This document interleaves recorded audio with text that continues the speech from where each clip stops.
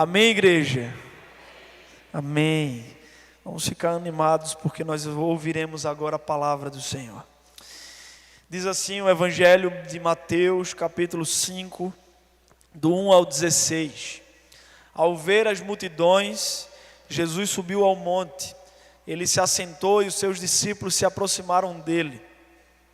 Então ele passou a ensiná-los. Jesus disse: bem-aventurados os pobres em espírito, porque deles é o reino dos céus. Bem-aventurados os que choram, porque serão consolados. Bem-aventurados os mansos, porque herdarão a terra. Bem-aventurados os que têm fome e sede de justiça, porque serão saciados. Bem-aventurados os misericordiosos, porque alcançarão misericórdia. Bem-aventurados os limpos de coração, porque verão a Deus. Bem-aventurados os pacificadores, porque serão chamados filhos de Deus. Bem-aventurados os perseguidos por causa da justiça, porque deles é o reino dos céus. Bem-aventurados são vocês, quando por minha causa os insultarem e os perseguirem, e mentindo disserem todo mal contra vocês. Alegrem-se e exultem, porque é grande a sua recompensa nos céus, pois assim perseguiram os profetas que viveram antes de vocês. Vocês são o sal da terra. Ora, se o sal vier a ser insípido, como lhe restaurar o sabor? Para nada mais presta, senão para ser lançado fora, ser pisado pelos homens. Vocês são a luz do mundo. Não se pode esconder uma cidade situada no alto de um monte, nem se acende uma lamparina para colocá-la debaixo de um cesto, mas num lugar adequado, onde ilumina bem todos os que estão na casa. Assim brilhe também a luz de vocês diante dos outros, para que vejam as boas obras que vocês fazem e glorifiquem o Pai de vocês que está nos céus. Este é o Evangelho do Senhor. Louvado sejas, ó Cristo. Amém, amém, igreja. Nós iremos refletir hoje sobre esse chamado Sermão da Montanha, o Sermão do Monte. Na verdade, foi um momento em que Jesus ele subiu no monte para falar ou resumir os seus ensinamentos. Se você olhar e se você meditar, em todo o Sermão do Monte, não apenas nesse trecho, mas do capítulo 5 até o capítulo 7, o grande sermão, aqui é apenas a introdução desse intitulado aí por nós, Sermão do Monte. Você vai ver o resumo da lei, você vai ver ali todos os assuntos sendo tratados, inclusive, acho que foi no início da pandemia, não sei se vocês lembram, quem estava aqui, a gente fez uma série onde toda quarta-feira a gente falava de um pedaço do Sermão da Montanha. Eu acho que está na hora da gente voltar também a falar de novo, porque se a gente aprender sobre isso aqui, e se a gente encarnar essa palavra aqui, a gente vai estar vivendo a totalidade da palavra de Deus, porque Jesus trata de tudo.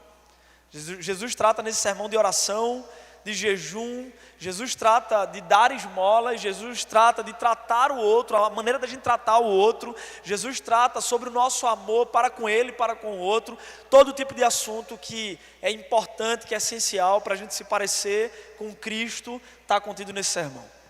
Mas aí eu quero me ater apenas a esse início aqui, porque esse sermão, ele é a constituição de um filho de Deus. Se a gente quiser saber quem a gente é, ou como a gente deve viver, não como uma atitude de se esforçar para ser, mas como algo que a gente já é, e a gente precisa da revelação do Espírito para começar a viver, a gente precisa olhar para o Sermão do Monte. E alguns estudiosos, inclusive, ele faz esse paralelo, é uma curiosidade até sobre o Sermão do Monte, sobre o movimento que Moisés fez para subir no monte e receber a lei de Deus, ali no Monte Sinai, e Jesus, agora como esse verdadeiro libertador, ele sobe também no monte para dar o verdadeiro significado da lei. E aí ele faz todo um paralelo ali. Agora, nós vamos iniciar aqui fazendo algumas perguntas. E a primeira pergunta para esse texto é: diante desse público aqui, qual a diferença entre a multidão que estava ouvindo Jesus e os discípulos que também estavam ouvindo Jesus? Porque a cena aqui é a seguinte: é Jesus subindo no monte, os discípulos ao redor de Jesus, mas Jesus não falou num tom onde só os discípulos estavam ouvindo. Jesus ele falou de uma maneira que quem estava ao redor, quem estava à volta, dava para ouvir. Então tinha uma multidão ali ouvindo Jesus.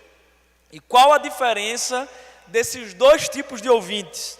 A primeira é a distância entre os dois. Porque quem é multidão, quem é curioso, quem não quer se envolver verdadeiramente com Jesus, quem é simpatizante, fica escutando Jesus de longe. Então não é alguém que não quer a palavra de Deus. Sabe, a igreja está cheia de gente assim. Não é uma pessoa que diz assim: eu não quero nada com essa palavra de Deus, eu não quero nada com esse negócio de Bíblia, eu não quero nada com esse negócio de igreja, eu não quero nada com esse negócio de ouvir sermão, de ouvir ensinamento de Jesus. Não, é alguém que se coloca até com a disposição de ouvir, porém de longe. Porque quem é discípulo de verdade quer ouvir de perto. Porque não só quer ouvir, quer se relacionar, quer estar ali envolvido, ouvindo enquanto está perto. E a pergunta é, para você pensar, que tipo de pessoa você tem sido? Você tem sido alguém da multidão, que se perguntar a você, você sabe dizer como foi todo o sermão. Você vai lembrar de tudo. Vai lembrar de todos os versículos que você já decorou, todas as canções que cantou na igreja. Você vai saber de tudo. Mas você não se envolve com o Mestre, com Jesus, com o corpo de Cristo, com a igreja. Ou você é um discípulo que está ali totalmente lançado, perto, aos pés, ao redor dele. A segunda diferença da multidão e do discípulo é que a expectativa da multidão era receber um milagre, era ver Jesus fazendo alguma coisa no mínimo, ou receber, ou no mínimo ver. Então a multidão chegava ali para ouvir Jesus, para ver Jesus, e eles queriam ver um show, eles queriam arrancar alguma coisa de Jesus. Jesus tinha que fazer alguma coisa para eles ficarem ali animados, ou então receber um milagre, uma cura, uma bênção. Essa era a expectativa da multidão.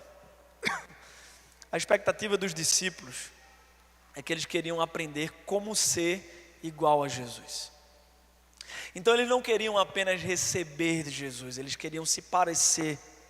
A pergunta da multidão é: Jesus, o que é que o Senhor pode fazer por mim? Qual é a bênção que o Senhor vai me dar hoje no culto? O que é que eu vou ganhar contigo nessa caminhada? A pergunta de um discípulo é: como é que eu faço isso que o Senhor está fazendo? Como é que eu me torno alguém que vai estar abençoando, que vai estar ali sendo agente de cura? Então presta atenção nisso em nome de Jesus. No dia que a gente aprender isso, a gente vai aprender o que é ser discípulo de Jesus, e o mundo vai ver Jesus através de nós. A novidade do Evangelho não é que a gente vai receber apenas uma cura de Cristo, é que a gente vai se tornar um agente de cura para curar outras tantas pessoas, amém? Essa tem que ser a expectativa do nosso coração. Não chegue aqui como alguém que veio para receber apenas. Ele vai nos abençoar, Ele tem cura para você, mas Ele não quer que pare através de você. Ele tem bênção para o seu casamento. A gente está reunindo hoje aqui também para aproveitar e fazer culto de entrega do EMA, né? O pessoal do EMA está aí, a gente vai estar esse final de semana sendo instrumento de cura na vida de outros casais. Então Deus, Ele não quer abençoar o seu casamento e ponto. Ele quer abençoar o seu casamento a partir do momento que haja no seu coração a disposição de se tornar bênção para outros casais. Amém? Não pode parar na gente. O tipo de pessoa que Jesus ele quer reunir na igreja para ser o corpo dele é esse tipo de pessoa. Não é alguém que chega dizendo assim: Jesus, a bênção aí, Jesus, a bênção para a gente aqui, abençoa meus filhos, abençoa minha casa, abençoa minha empresa, abençoa meu dinheiro, abençoa minha saúde. Não! Mas Senhor, que o Senhor me abençoe, para que eu seja uma bênção para muita gente. Foi o que ele disse a Abraão: Abraão, sai da tua terra, sai da tua parentela, e que eu vou só te abençoar. Não, eu vou te abençoar e você vai ser uma bênção. Você vai ser uma bênção, farei de você uma bênção. Essa é a ideia de Deus. E o que Jesus ele começa a ensinar nesse sermão aqui é que ele não está dando uma lista de características para que você precise voltar para casa hoje, depois de ouvir esse sermão, ou depois de ler esse sermão, para se esforçar para ser. A grande tragédia, o que faz muita gente desistir de ser cristão, de desistir de ser igreja e de parar na caminhada, é porque a gente ouve os ensinamentos de Jesus, a gente ouve, por exemplo, essa lista aqui: os pobres em espírito, os que têm fome e sede de justiça, os que são misericordiosos, os que são pacificadores, puros de coração, e fica se esforçando para se tornar isso. Mas a ideia aqui não é que são características para você se esforçar para ser, e só aprende isso quem é um discípulo, quem está perto. O que Jesus estava querendo dizer aqui é que essas são características de quem você já é em Cristo. Você está em Cristo, amém? Você entregou sua vida a Jesus, amém? Quem entregou a vida a Jesus Cristo aqui, amém?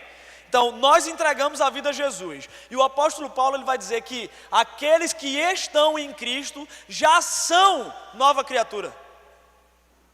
Não é que vão se tornar. A gente já é uma nova pessoa, uma nova natureza foi implantada em nós, porque nós já estamos em Cristo. Então o que falta é o quê? Revelação do Espírito Santo em nós, para a gente começar a assumir a nossa identidade. A questão, queridos, é que o diabo, ele desde o jardim, ele conta a mesma mentira, e a gente, se não tomar cuidado, acredita na mesma mentira. Ele não tem criatividade, ele continua fazendo a mesma coisa. Ele não fica pensando assim: como é que eu vou enganar esse povo? Não. E qual é a grande mentira do diabo desde o Éden? É que a gente precisa se esforçar para se tornar alguma coisa. Como é que foi no Éden? Se você comer desse fruto, você vai se tornar igual a ele. Mas como é que Deus disse que era uma característica da sua criação? Façamos o homem a nossa imagem e a nossa semelhança. Então eles já eram imagem e semelhança. Eles não precisavam comer mais alguma coisa, eles não precisavam fazer mais alguma coisa para se tornar iguais a Deus. Já eram imagem e semelhança de Deus. Mas eles acreditaram numa mentira porque tiveram uma crise de identidade no jardim do Éden. O diabo foi lá e disse: é tudo mentira o que ele está contando. A verdade é, olha o diabo dizendo, né? A verdade é que se vocês comerem do fruto, vocês vão se tornar iguais a eles. E essa é a grande crise que a gente tem enfrentado, e por isso que a gente fica tão desanimado, por perder tantas batalhas, por cair em tantas tentações, porque a gente esquece de quem a gente já é em Cristo. A gente fica se esforçando para fazer alguma coisa, como a gente não consegue por esforço próprio, a gente desiste, porque a gente acha que a gente nunca vai conseguir. Então é um grande sofisma que é implantado e faz parte da nossa cultura e da nossa sociedade até hoje, é que você precisa se esforçar para ser alguma coisa. O que é que você diz aos seus filhos, por exemplo? Estuda para ser o quê? Alguma coisa. Então vai fazer uma faculdade, porque se você não fizer uma faculdade, você não vai ser ninguém. Não é assim? E tem um monte de pai colocando na cabeça dos filhos que eles precisam fazer uma faculdade para ser alguma coisa. E isso é muito bom, porque há uma intenção boa nisso aí, mas não necessariamente é a vocação do filho. E se o filho não tiver uma vocação de fazer uma faculdade e for fazer uma outra coisa? E a gente tem oprimido muitas vezes os filhos e ensinado os nossos filhos a oprimir os seus filhos, porque a gente tem ensinado o sofisma que foi implantado pelo diabo. E aí eu estou dando só um exemplo de faculdade. faço uma faculdade para ser alguma coisa. Quem aqui nunca fez uma faculdade? Levanta o braço assim, bem alto. Você é muito mais do que uma coisa, você é filho de Deus. E não tem mais título do que esse. Então percebe que isso é um sofisma. E o que é um sofisma? É uma mentira que de tanto contada, de geração em geração, e vai passando, e a gente vai tomando como verdade. E a gente tem deixado de ensinar que os nossos filhos, eles já são filhos de Deus. Eles só vieram por nós para a terra. Deus nos escolheu para que eles viessem para a terra através de nós. Mas são filhos dele. É isso que a gente precisa dizer aos nossos filhos. Se eles vão fazer faculdade ou não, a gente vai tentar ali, vai ver. A gente vai ali ver a vocação, a gente vai orar para descobrir qual a vontade de Deus, as aptidões e tal. Mas o que eu estou falando são de extremos. Eu não estou aqui falando para você dizer ao seu filho que ele não vai estudar, não é isso. Quem está me entendendo aqui, gente? É sensibilidade no espírito. Então, o pecado distorceu a gente, porque em Cristo nós já somos tudo isso. É muito mais sobre renovar a nossa mente do que aprender a fazer alguma coisa. Porque em Cristo a gente precisa fazer, em Cristo nós não precisamos fazer para ser. Em Cristo nós fazemos porque já somos. Amém? Vocês já viram, já assistiram aquele filme Mowgli, o Menino Lobo? Quem aqui? Cadê os adolescentes, os jovens aí? Talvez os jovens já assistiram. E o Mowgli, o Menino Lobo, é um menino que ele foi criado ali desde muito pequenininho, desde bebê, no meio dos lobos, numa floresta. E ele cresce e ele não vai ali andar, ele vai engatear, ele vai viver como lobo, ele vai comer como lobo, porque ele acha que ele é o quê? Um lobo, mas ele é um lobo? Não. Quando ele vai ter contato com a civilização, o que é que acontece? Ele começa a se comportar feito gente facilmente, porque ele nunca foi lobo. Ali era uma questão de mentalidade só. A questão é que o pecado distorceu a gente, e aí por isso que a gente acha que a gente precisa se adestrar para se tornar merecedor de ser alguma coisa. Mas a verdade é que em Cristo, por causa do sacrifício de Cristo, e quando nós confiamos em Cristo, nós já somos nova criatura em Cristo. Você crê nisso? Agora os filhos de Deus, eles começam a viver, quando a gente toma essa consciência, a cultura do reino de Deus.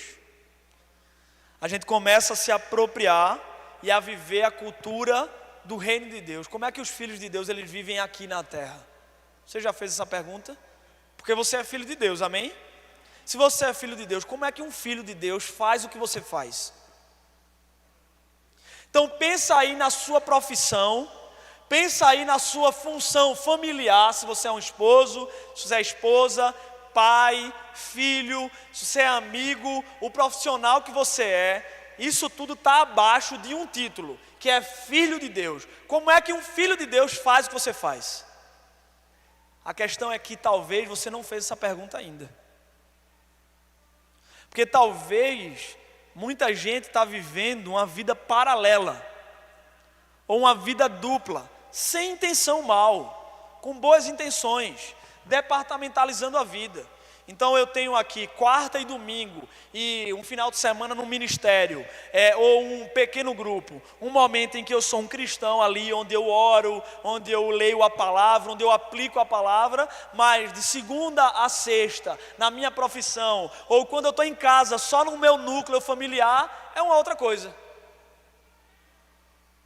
E a gente precisa romper com isso em nome de Jesus. Porque, deixa eu dizer a você, marido, os maridos aqui presentes, a sua esposa e os seus filhos estão esperando um marido que é um filho de Deus. Eles estão ansiando por isso.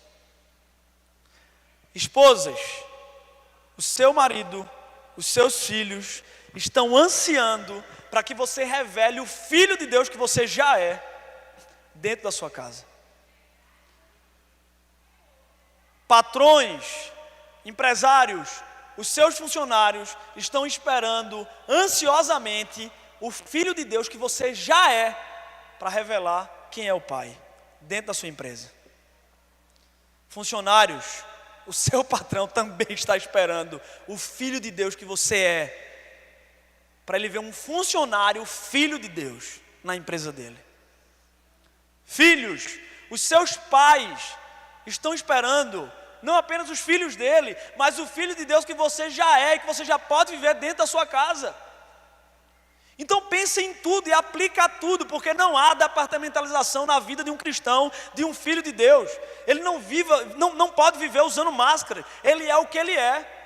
Claro, em processo, claro, na santificação, claro, vai errar ainda, mas como é que um filho de Deus erra? Como é que um filho de Deus erra? Ele erra e fica assim, tudo bem, está tudo certo. Ele peca contra alguém e ele fica assim orgulhoso, sem pedir perdão, cabeça erguida no lugar dele, esperando todo mundo se humilhar. É assim, sim ou não? Não.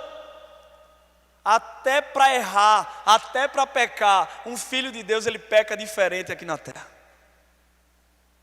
A gente precisa assumir a responsabilidade de um filho de Deus.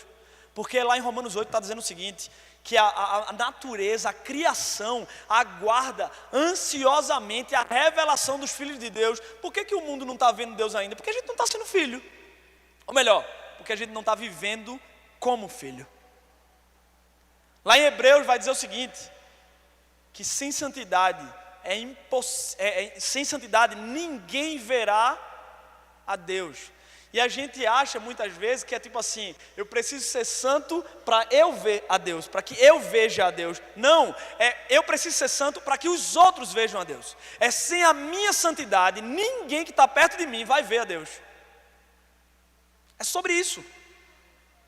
Então aqui está a constituição do que a gente precisa ser, e eu não vou me alongar muito, para a gente não passar muito tempo aqui, porque seria um estudo prolongado, mas que características são essas que a gente já tem, e a gente precisa de revelação do Espírito. E enquanto eu estiver falando aqui, eu peço que você esteja em espírito de oração, pedindo assim, Espírito Santo, me revela isso interiormente. Eu não quero apenas escutar o que o bispo Felipe está falando de fora para dentro, mas eu quero que o teu Espírito testifique ao meu Espírito que isso é verdade.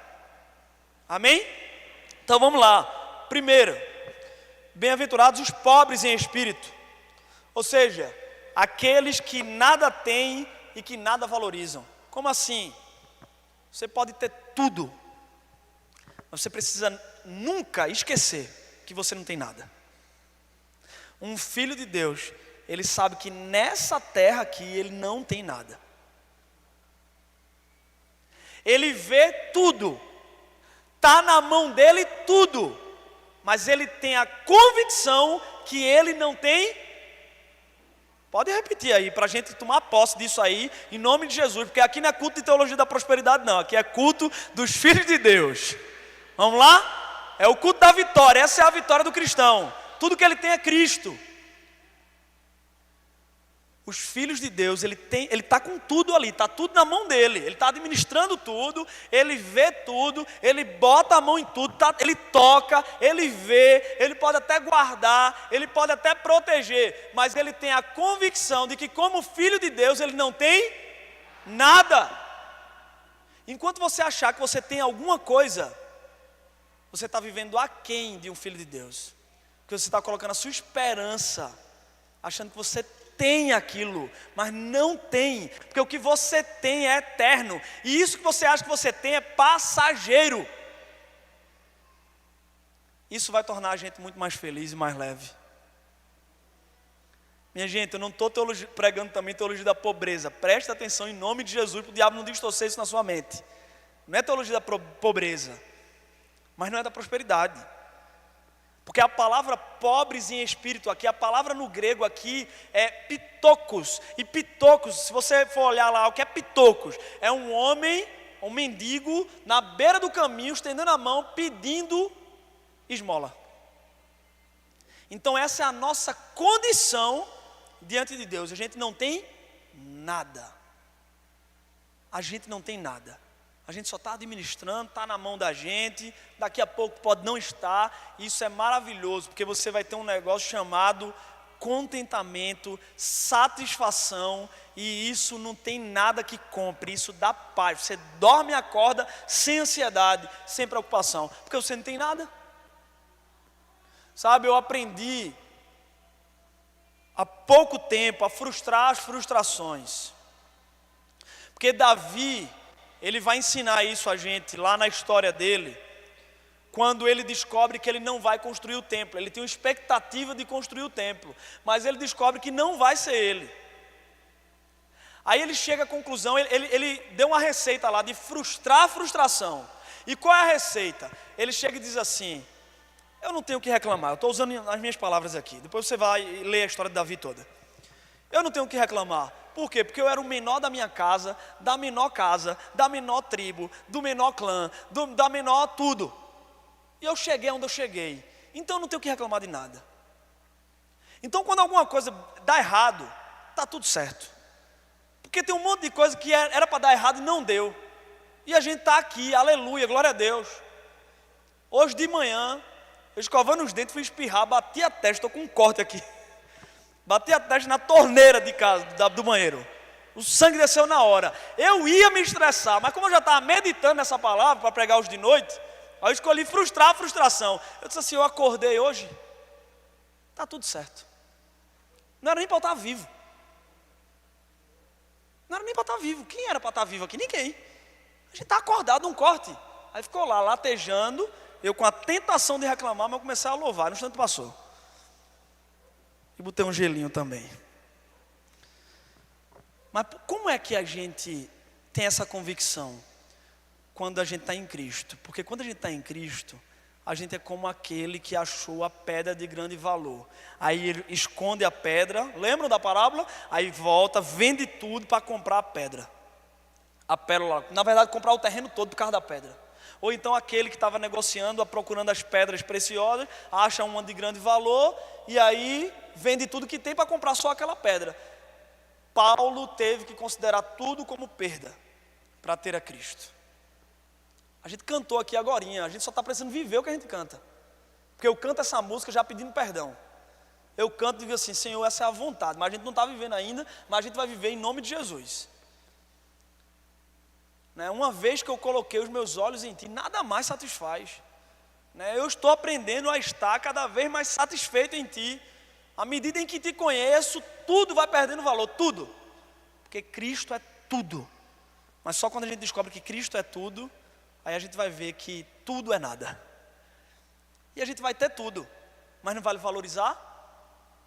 Não vai valorizar? Não é que a gente não vai cuidar, não é que a gente não vai zelar, mas é um zelo sem exagero. É um zelo que quando também não der para zelar, está tudo certo. Eu já falei aqui uma outra vez, eu acho que no último domingo que eu preguei aqui, eu falei sobre isso. A gente tem uma mentalidade muito do anticristo. Qual é a mentalidade de anticristo? É de se salvar o tempo todo, é estar se salvando, é estar zelando muito por tudo, e é tudo muito zelado. E eu tenho muito essa mentalidade, e eu fico combatendo ela com a mentalidade de Cristo. E aí, graças a Deus que filho vem para salvar a gente, Quem tem filho aqui sabe que filho vem para salvar a gente. Porque antes do menino chegar lá em casa, quando quebrava uma taça, um copo, parecia que estava me quebrando lá em casa. Quebrava um prato, pronto, lá não tem um jogo de taça, de copo, de prato, de nada que seja perfeito. Vai ter algum destaque em alguma coisa, porque é tudo de Cristo. Porque quando é do anticristo é tudo muito zelado. Aí o carro, o padrão é esse, viu? Se o carro não tiver um arranhãozinho, é do anticristo. Tem que ter um arranhãozinho. Tem que ter um arranhãozinho.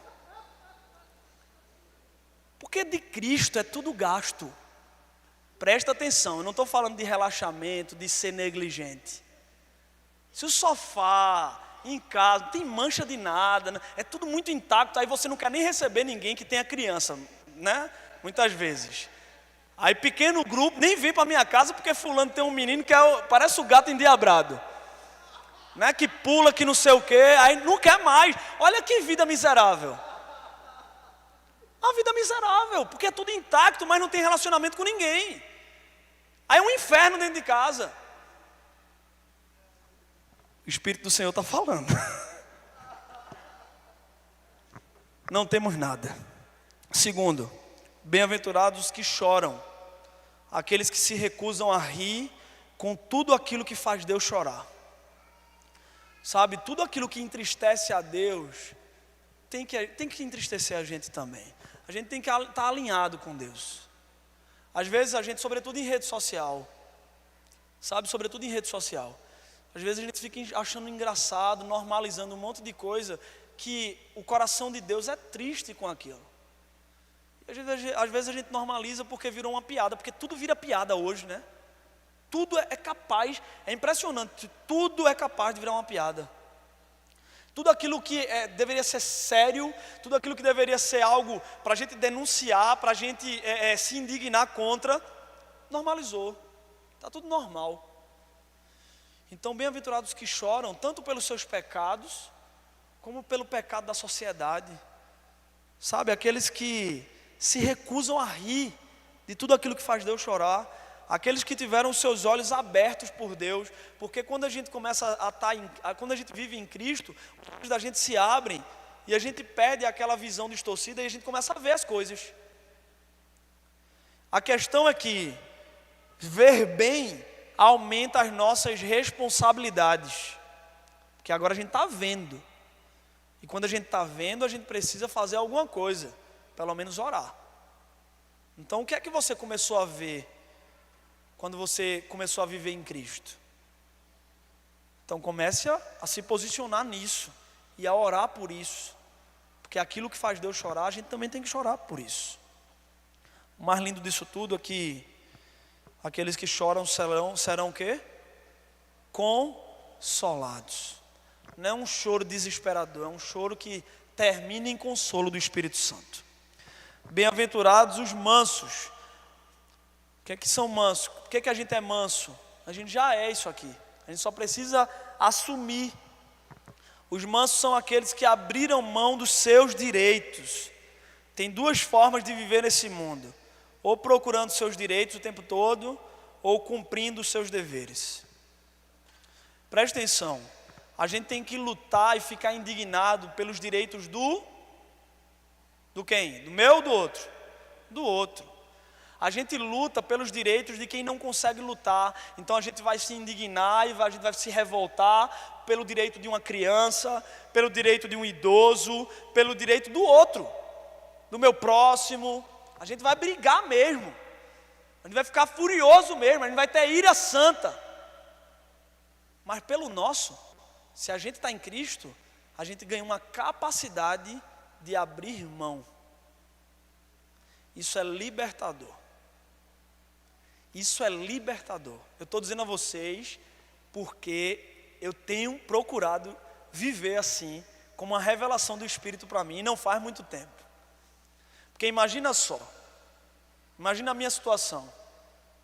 Um jovem bispo que poderia de repente estar se apropriando disso para ter muitos direitos, mas no reino de Deus não é assim. Jesus disse: se aquele quiser ser o maior entre vós, vai ter que ser o menor, vai ter que servir a todo mundo.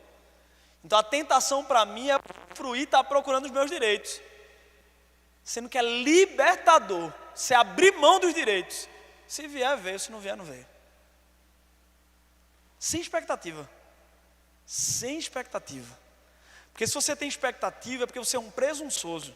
E se você é presunçoso é porque você é orgulhoso, você está vivendo no pecado. Então é maravilhoso você descobrir que você é manso, porque Cristo foi manso. Qual o direito de Cristo? Chamar uma legião e matar todos os seus inimigos ali romanos, que estavam ali prendendo ele, açoitando ele. Ele tinha esse direito. Quando foram prender Jesus por calúnia, por injustiça, Jesus tinha o direito de pegar uma legião e dizer assim: pai, manda uma legião. E a legião ia vir, ia fulminar todo mundo. Mas ele abriu mão do direito dele porque ele era manso. E se nós estamos em Cristo, nós somos mansos. Nós ganhamos dele a capacidade. A gente não precisa ficar correndo atrás dos direitos. A gente precisa ficar cumprindo os deveres da gente.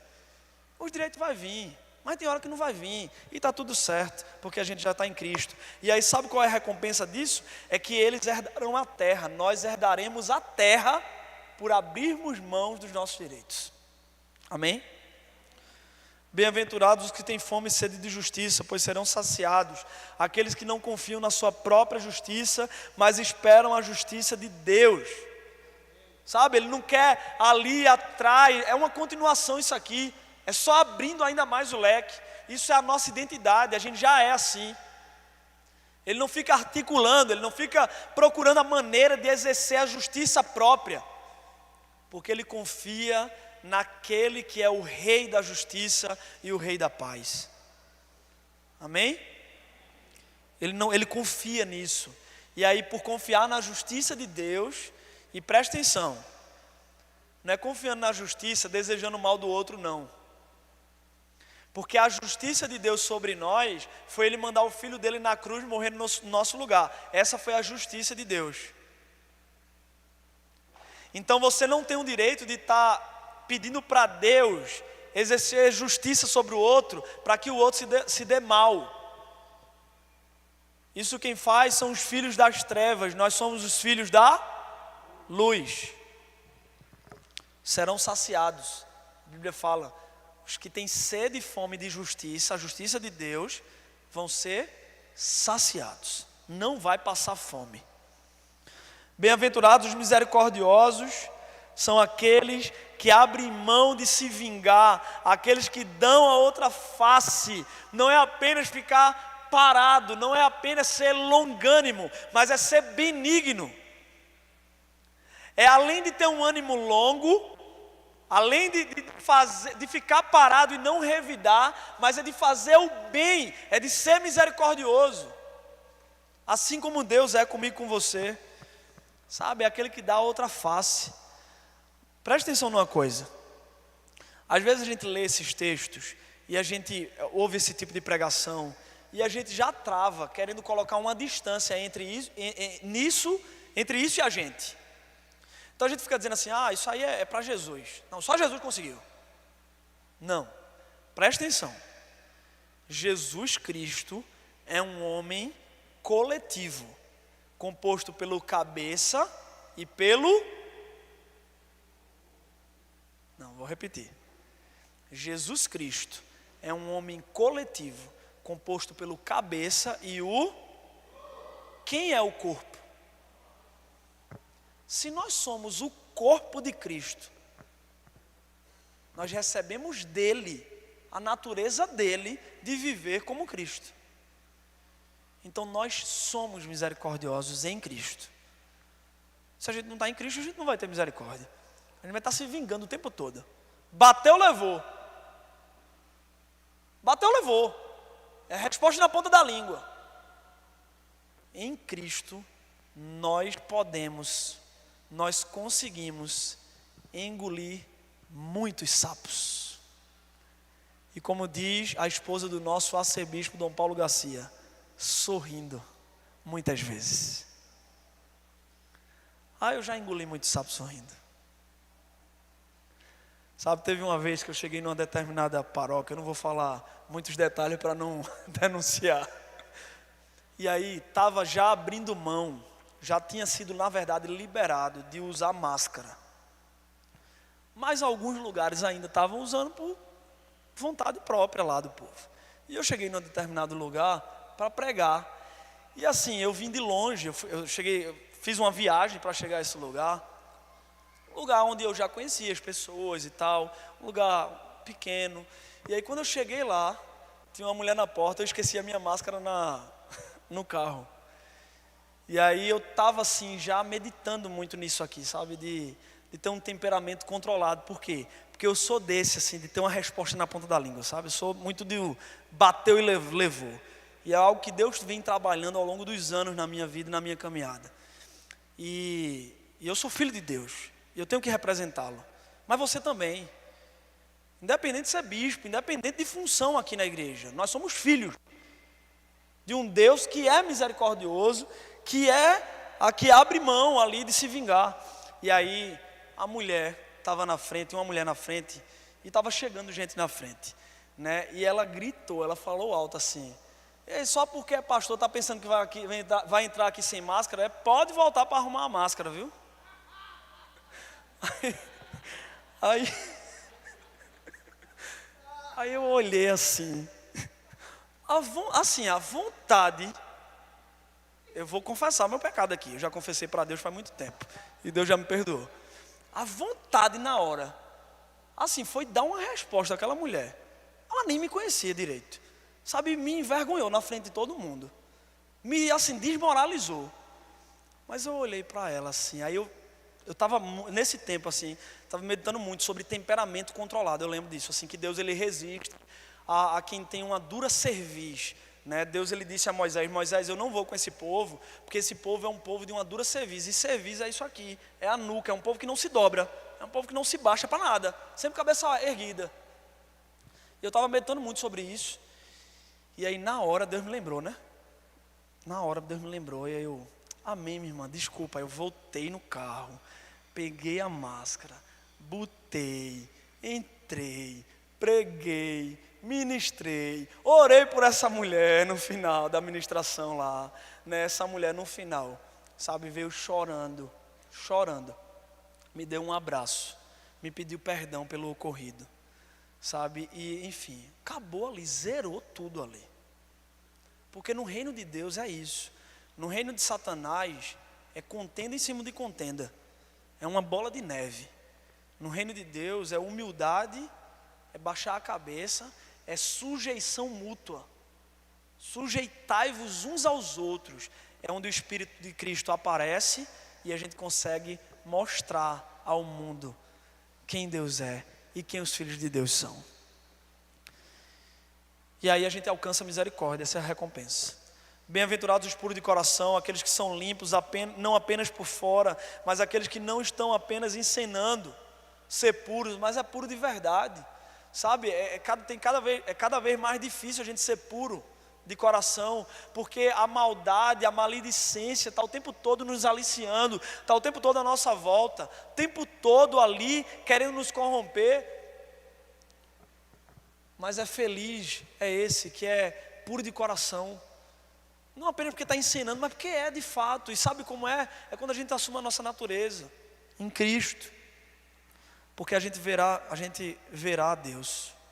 Bem-aventurados os pacificadores, aqueles que abrem mão das suas próprias guerras para começar a lutar as guerras de Deus.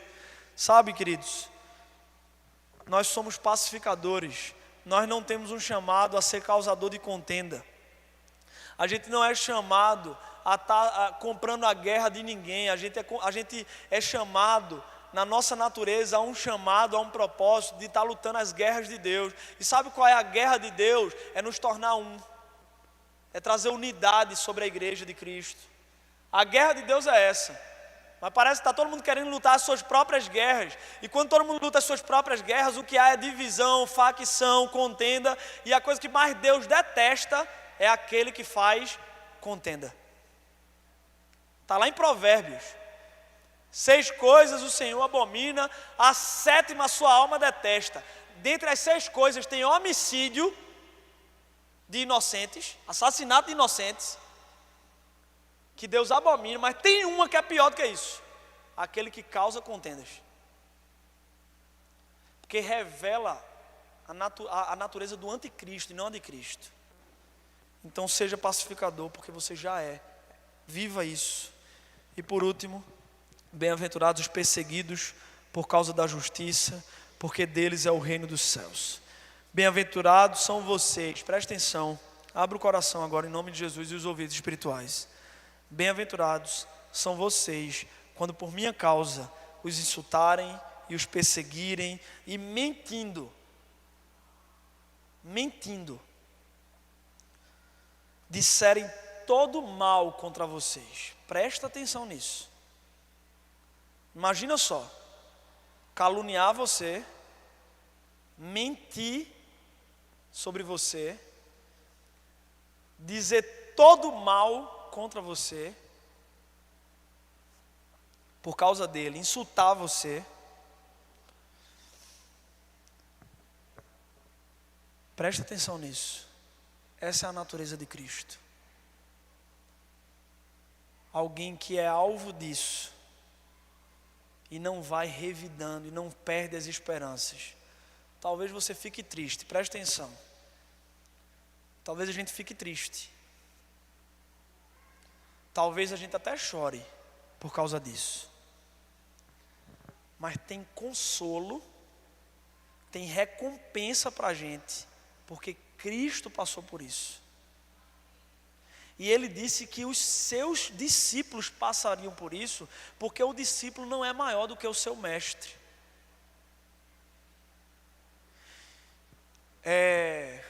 João Calvino, que foi um grande teólogo, né, do passado, um reformador, pré-reformador ali, ele dizia o seguinte, ele acordava às vezes e dizia assim: Senhor, tem alguma coisa errada comigo, tem alguma coisa errada comigo, me perdoe, me mostre o que é, porque faz uma semana que ninguém cospe em mim, que ninguém atira pedras em mim. O que era que ele queria dizer com isso? É que se ninguém critica você, se ninguém se levanta contra você, é porque você está igual a todo mundo. É porque você está na mão e não na contramão. Porque como é que os discípulos que começaram a viver iguais a Cristo morreram?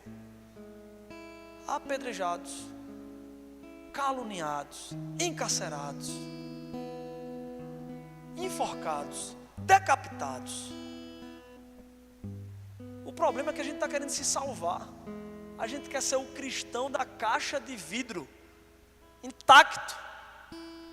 E alguém já disse uma vez, e agora não lembro, o seguinte: eu quero ver quem é que vai ter coragem de chegar no céu sem pelo menos ter perdido uma unha por amor a Cristo. Nós somos diferentes da multidão. Nós somos discípulos, mas nós também somos diferentes dos fariseus e dos religiosos, porque a palavra, ele continua dizendo: vocês são o sal da terra, vocês são a luz do mundo. Tem essa outra diferença, porque a gente é diferente daquela multidão que não está nem aí para a lei, que é a multidão, mas a gente também é diferente dos fariseus que estavam só aí para a lei, porque achavam que mereciam, que era por conta própria. A questão é que Tim Keller fala naquele livro O Deus Pródigo, que quando Jesus ele pregava para os pecadores e para os religiosos, quem era que se convertia? Quem era que se entregava a vida a Jesus? Os pecadores ou os religiosos? As prostitutas, os ladrões ou os religiosos? Então a gente está precisando se parecer, assumir a nossa identidade para se parecer com Cristo, para que as prostitutas, os ladrões, os assassinos, todo tipo de pecador venha se render a Cristo através do nosso estilo de vida. Por quê? Porque se a gente é o sal, a gente tem que dar sabor à vida das pessoas que estão sem sabor. Se a gente é a luz, a gente tem que iluminar. Não é uma luz só para dentro, é uma luz para fora. Agora é impossível, queridos, cumprir isso tudo sozinho. É impossível viver esse sermão do monte sem estar com Cristo, porque não é de fora para dentro. É uma vez que entrega a vida a Cristo, a gente começa a viver dessa maneira. Porque só teve um que conseguiu cumprir tudo isso aqui: Jesus Cristo. E ele cumpriu tudo, todo o sermão do monte, mas ele não recebeu nenhuma recompensa, porque ele ainda vai receber. E sabe qual é a recompensa de Jesus? Sabe qual é a recompensa de Cristo? É a gente, naquele último dia, entrando nas bodas do Cordeiro para se casar com o noivo, a igreja gloriosa de Cristo. Ele está nos preparando para isso. Ele abriu mão de todas as recompensas para dar a recompensa a gente, para saciar a gente, para alimentar a gente. E no final de tudo, seremos a recompensa dele. Vamos orar por isso. Feche seus olhos. Paizinho querido e amado, vem abrir os nossos olhos espirituais, vem abrir o nosso coração. Nós já entendemos que não dá para se esforçar para viver igual a Ti, mas sabemos, Senhor Deus, que é por uma revelação do Teu Espírito. Uma vez que entregamos a vida a Ti, nós já somos nova criatura, nós já somos o sal da terra, nós não iremos nos tornar. A palavra diz que nós somos o sal da terra, que nós somos a luz do mundo. Então, em nome de Jesus, nos ajuda a viver a partir dessa verdade. Nos ajuda, Senhor Deus, não deixa o diabo enganar a gente nisso. Não deixa o diabo ofuscar essa verdade na nossa vida. Que toda mentira do diabo na nossa vida seja destruída em nome de Jesus. E que o mundo veja a luz de Cristo brilhando através de nós. E que todo aquele que não está em Cristo, que ao chegar perto de nós, receba sabor, porque nós somos o sal da terra. Em nome de Jesus, vem, Senhor Deus, nos ajudar a viver a partir da natureza que o Senhor já implantou em nós. O Senhor já conquistou isso para nós ali na cruz. Só basta a gente assumir essa realidade e a começar a viver dia após dia, Senhor, sendo transformado de glória em glória à mesma imagem do Filho de Deus. É assim que nós oramos e te agradecemos em nome de Jesus. Amém e amém. Enquanto nós louvamos ao Senhor, vamos trazer os nossos bilhetes ao altar.